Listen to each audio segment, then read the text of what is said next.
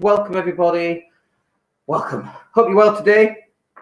We are on day 6 of the Spanish lockdown.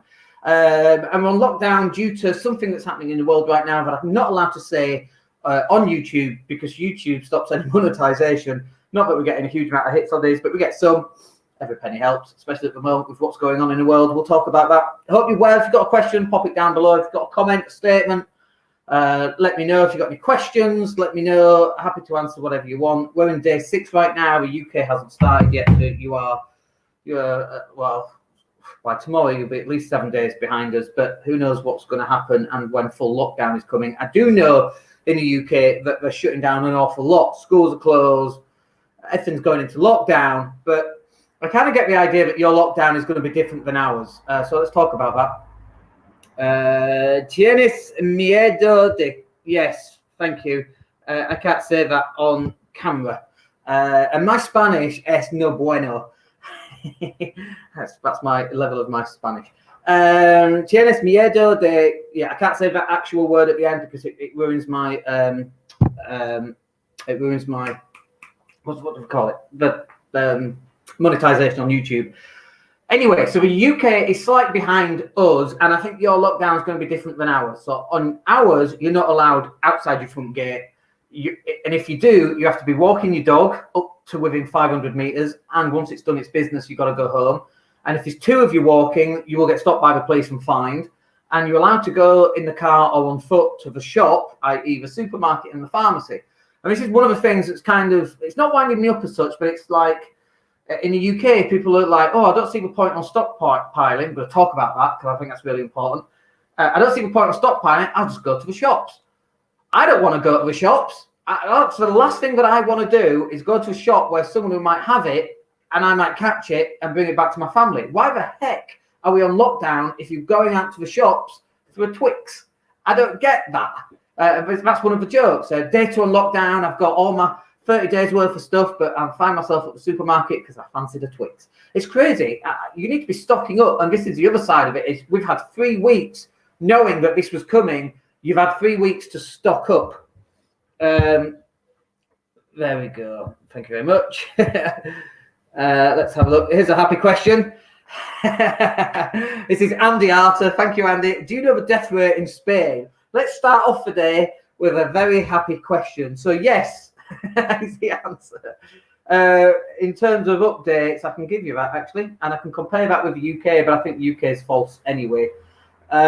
So in Spain, we've got 14,769 ill, with 638 people who didn't make it, I'm afraid. UK is 2,600 with 104 so far. Spain, yesterday, I think they had like 1,500 new cases. The website's not updating. So if you go to worldofmeters.info, that's actually the website that I'm using just to find that information out. China's new cases has really slowed down dramatically. They're like 34 new cases. So if you go to worldometers.info, and just do a quick search for a keyword, which I'm not saying because it affects YouTube, then that will tell you. But interesting, let's talk about people who haven't passed. Total recovered in Spain is 1,000. It's not a huge amount, is it? Active cases 13,000, and in the UK, recovered is 65, and that's not a lot. Active cases 2,457. This is the thing, I think, is that I like to focus on the other side and focus on what's positive. It's really easy because we're at home all day, and it's really easy just to keep taking all this negative stuff. And I don't think it's really healthy. So I think you have to, and I know it's worrying if you've got underlying heart conditions or asthma, or you're a particular age, or you're obese, or you're a smoker. I think all of those people are much higher at risk, and it's really easy to kind of panic and worry. And I don't think that's something that we should be doing right now. I think we should be thinking about what is the best mechanism to cope with isolation and what are the things, and I'm going to cover some of that in today's session as well. And I think we should be thinking about other people We should be social distancing for sure, but we should be thinking about other people that aren't as lucky as we are. And you might feel that you're not lucky as well, but you might have more something than the next person. You might have more human contact, for example, which doesn't cost money, than the next person. There's a lady just down there, I think she's just around 60. She'll kill me if she's younger than that. I said she's 60. Anyway, she's on her own, and it's like, but she's like 4 or 5 houses down, about 50 yards down, and it's very difficult to actually speak to her, really.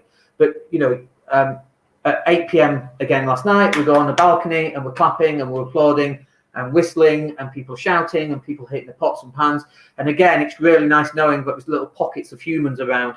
If you're in the UK, I think that's a bit harder, because we don't have balconies in the UK. I know you might do if you're in the city centres, I suppose, but we've got a roof terrace to stuff our bedroom, which is what I'm stood under on our terrace. Anyway, I think we need to focus on positive things, not negative things. But thank you for that question. And if you've got any more, please let me know. Okay, day 6, that's the intro. Coping with the first couple of days. If the UK is about to go into lockdown, which we think it is, we don't know how long that lockdown is for. So you have to assume it's at least 15 days. It might be longer. My parents who are in the over 70s, obviously they're in lockdown for 12 weeks and they're not going out. We've told them not to go out. But again, I think the UK is in this bubble. Well, I'll just get on a tube and I'll go to work. Have you seen the tube? I've seen pictures of the tube. It's like a normal day. And we're wondering why London is particularly being affected right now, I think was the language that Boris used. Let me just grab a quick drink. While I'm having a quick drink, you use this opportunity to put something in the in the box below. Let me know what you think. If you've got a question, happy to answer them. I've got a whole list of things to go through. I just don't want my coffee. Do you like my 4 mug, by the way? I bought that from Disney. It's my 4 mug. And people go, wow, you drink a lot of coffee. I'm like, no, it's the same amount of coffee. I just put a lot of water in it. So I'm not drinking more coffee. It's a normal amount of coffee. Okay, we've got a property question. I'll come on to that in a minute once I've gone through some of this stuff. Okay, coping with the first couple of days. It's really easy to have all your fancy stuff. It's like when I was a kid, when I was 14, my mum would go for the big shop once a week, and then she'd bring all the stuff, and you'd have a French fancy and some Kit Kats and some crisps and some Coke and some donuts and a pizza for dinner. And then second day, there's nothing left because you've eaten it all. It's really easy to do that. And so you've got to kind of ration what you're having, even though you might have enough food in, and even though the shops are open. I don't want to be going out there. As far as I'm concerned, it's a zombie zone. I ain't going past that front gate. I don't know who's out there, what's going on. I don't want to. I'm staying here. So we've got like crumpets, for example. We have to do a 5-hour round trip to go get our crumpets from Iceland, which is in Alicante. I know that sounds weird. Iceland, the shop, which is in Alicante. And then we come back. We don't just buy crumpets, we do a big shop. But that's our nearest English shop. Anyway, we've got crumpets, we stick them in the freezer. We've got 2 packets of crumpets left. This is real, folks. So we are rationing 1 packet per week. And then the other thing that we've got is we've got pancakes. That's in the cupboard as well. We've got 2 packets of that. So 1 morning per week we'll have crumpets. Another morning we'll have pancakes. It's something to look forward to, and it just kind of breaks up the monotony a little bit. So we, don't just, the dog's barking at someone walking past. Don't just use everything all in day one. We don't know how long we're in lockdown for. And if I have to nip out for some extra supplies in 2 weeks, then that's what we'll do. But we have got a month's worth of supplies here in the house. So we don't need to leave the house. As long as the electricity stays on, we're totally fine. And about that, by the way, we haven't panic bought, and the reason we haven't panic bought is that every time we went to the shop, we bought an extra packet of toilet roll, an extra bottle or 2 of water, and so we've got like 80 litres of water downstairs, which will last us. If you say it's not ideal, but if you say about 3 litres a day, I can't do the maths. Call it 90. That's 30 days worth of water that we've got, so we can survive for a month. We don't. You can drink the water here, but we don't because it doesn't taste very nice. But it's like we've had 3 weeks of knowing that this was going to happen, okay? Because we were looking at what was going on in China, and what was going to go on in China then went on in Italy, and what went on in Italy then went on in Spain. So we had 3 weeks of literally physically seeing on the news what was going on, And I see people on social media going, panic buyers is disgusting. There's no food left. There's no toilet roll left. And I'm like, dude, you've got 3 weeks to get yourself sorted out. You didn't have to buy 18, 24 packs of toilet rolls. You just have to buy 1 or 2 extra on your weekly shop. Or every time you went to the shops, just go buy 1 extra. 1, so you don't look like a complete moron. And 2, so that you can stock up for your family. And it's not just about toilet rolls, but it's about pasta and tomato puree and tuna and bananas and etc. etc. etc. So we've had 3 weeks, and so we were stocking up for the last 3 weeks. We didn't buy big baskets. We just don't do that. It's like hell on earth. It's like teaching in a school. It's like hell on earth. Shopping and having a big trolley is like hell on earth as well, especially at Lidl, where you get to the checkout and they fling it down at you. You have to try and pack your bags as quick as possible. But we've had 3 weeks to plan this, okay? And in the UK, you've had at least 3 weeks. You've actually had an extra week because we're a week ahead of you. And when people are going, oh, well, it's not fair, you've had all this time. I don't get it. When we talk about wealth and money, the wealthy people are those that plan.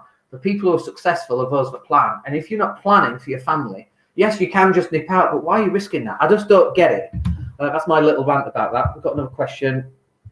Oh, Andy's just saying, because he was asking how many people. So the reason I asked was 475 people died in Italy yesterday. Yeah, I saw that. And I hear people talking blasé about this virus, which I've heard has 2 mutations already.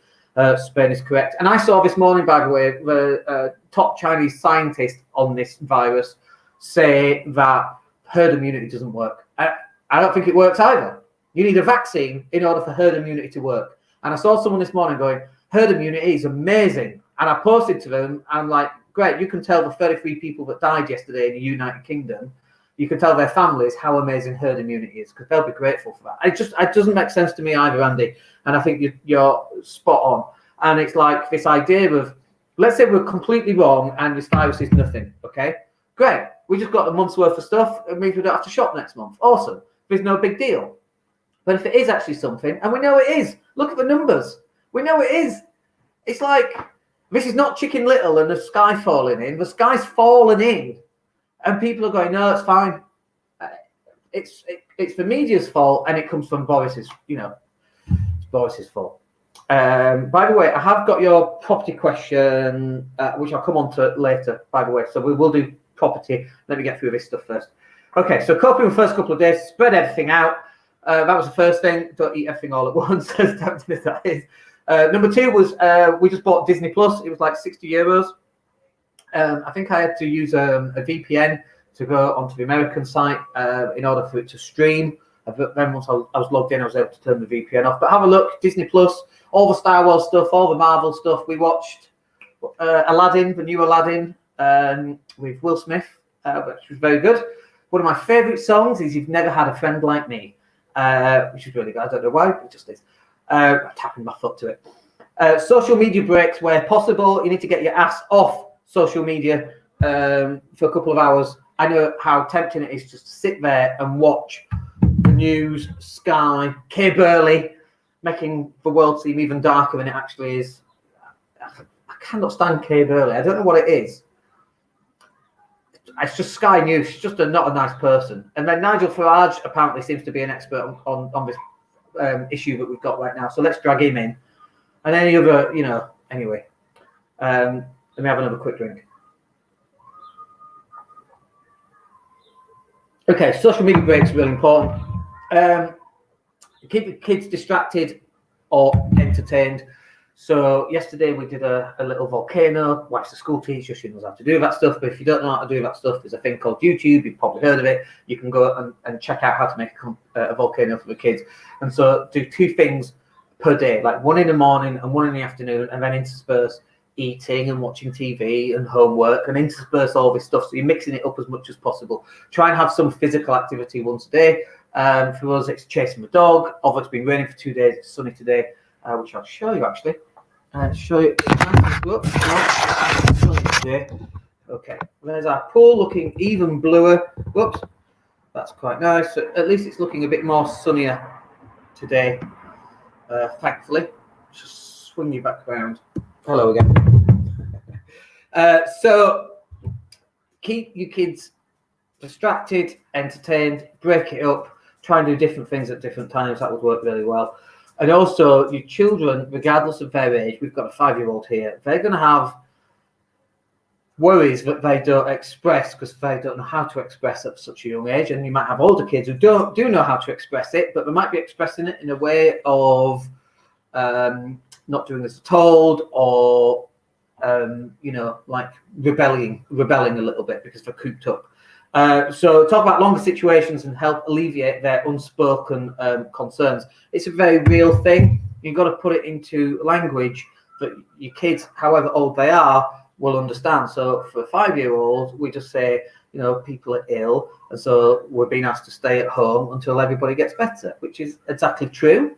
And we just kind of, make it a little bit more of an adventure. So we're going to stay at home, we're going to work from home for school like Daddy does.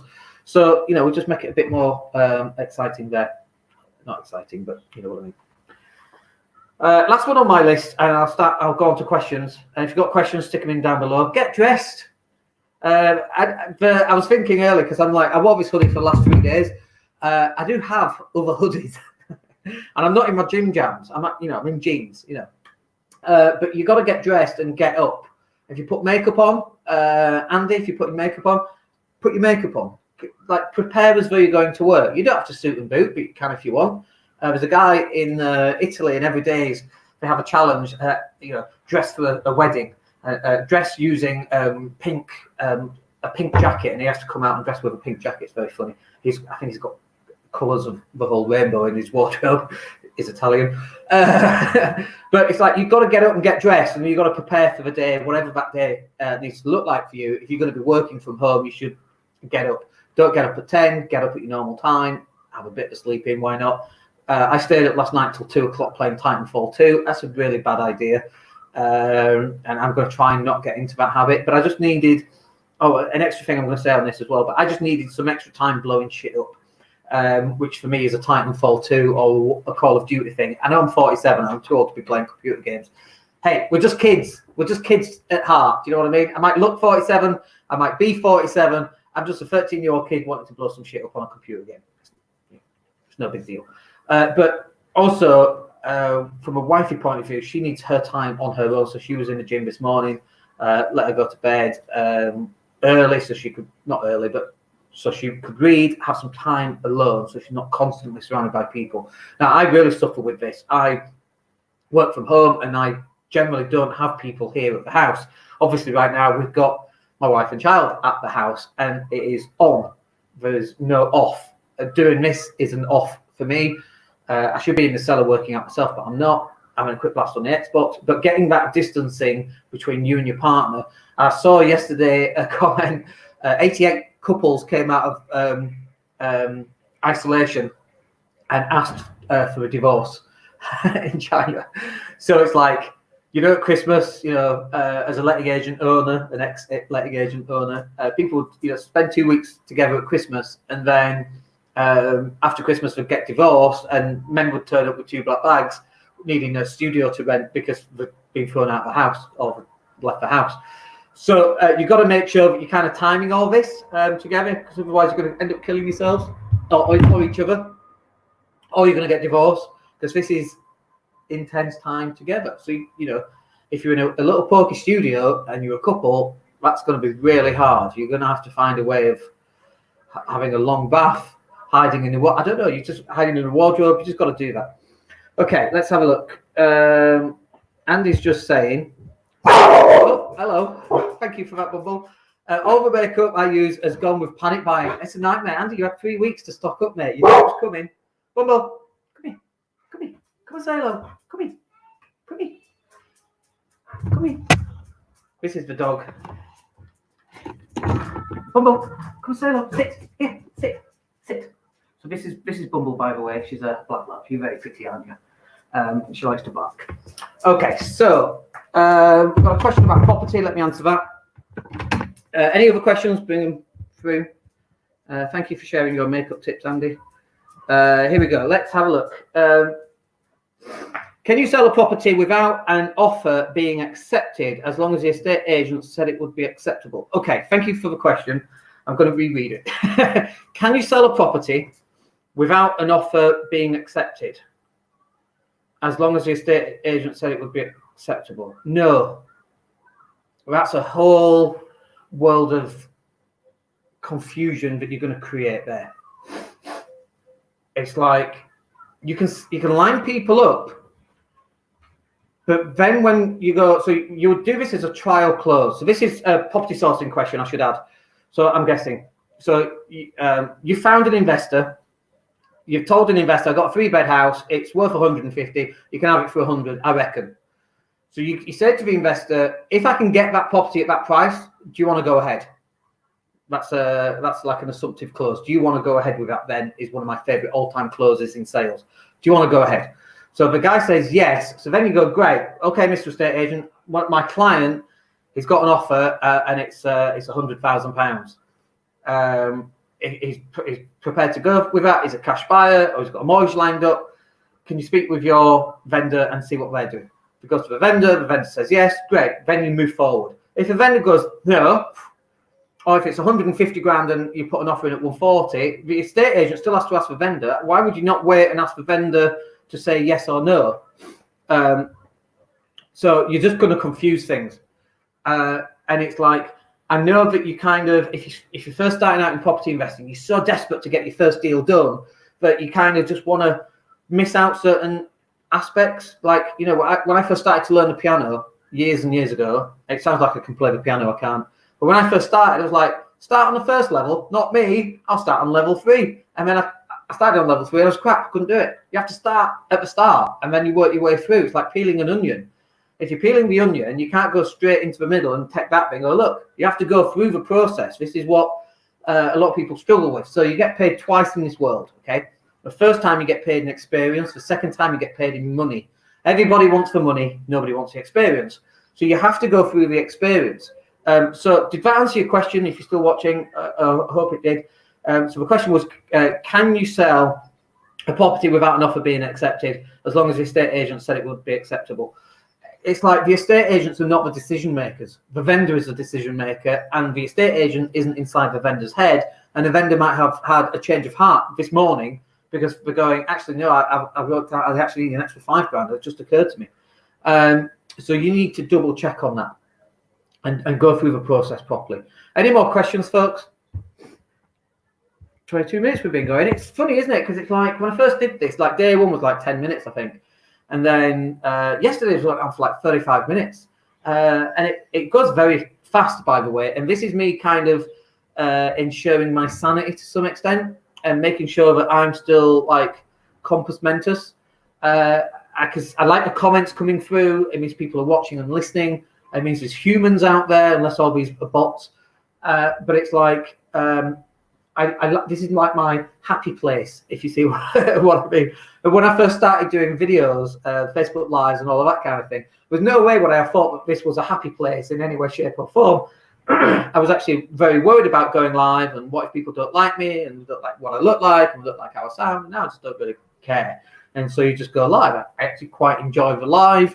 I enjoy the questions coming in and I enjoy the interaction. So if you've got any questions, then please let me know. Keep it going. I think we've answered all of them. That's fine. That's fine. Yeah, I'm just going through comments. We're pretty much done.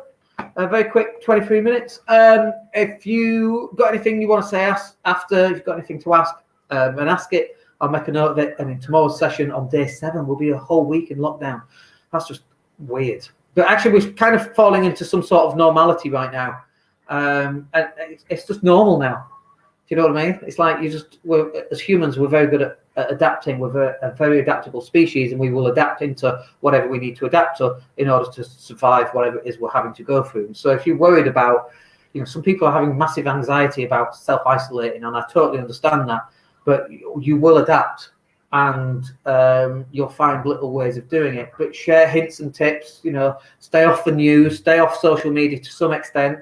Allocate an hour a day, half an hour in the morning, half an hour at night. And it's really hard, and you'll be dipping in and out, and it's on your phone, so maybe delete the app. And so you have to actually sit at the computer in order to look at stuff. It's just about protecting this mind space of yours, having a barrier between you and all the stress and anxiety that's going on out there. One of the questions yesterday was, is this an extinction level event? people are very worried and asking that type of question. My job is to try and alleviate that to some extent. I'm not saying that it's not, because I don't know, but I don't think it is. And so you just have to prep, get your food in, get your bog roll in, make sure you've got a month's worth of stuff, and look after yourselves, look after each other, and you'll be fine. So it's not an extinction level event, it's just a blip in the road. And I was looking at the stock markets, going up and down and up and down and up and down. And then after the 2007 crash, it was back higher than it was just 3 or 4 years later. And if you're worried about that, that's what will happen to us, given enough time over the next 6 months. I know we've got like rent issues going on and mortgage issues going on. I get all that. I'm probably going to do another live about that later today. But it's like, we will get over it. We'll get through it one way or another. We might get a few bruises along the way. That's okay. A few bruises compared to what could happen, compared to the people who have not made it in the UK. 33 people yesterday died. So if we get through with a few bruises, a few bruised egos, even a couple of CCJs, like it shouldn't happen, but if it does, fuck it. Who cares? The key is just getting through it and looking after each other. And I think as a species we can do that, and hopefully you are on that same mindset as well, to help other people and help other people through it. You should be the shining beacon to help other people get through this. Right, that's it for me. Hope that's useful for you in some way. We'll catch up with you tomorrow, and we'll speak to you then. Have a good day. Take care.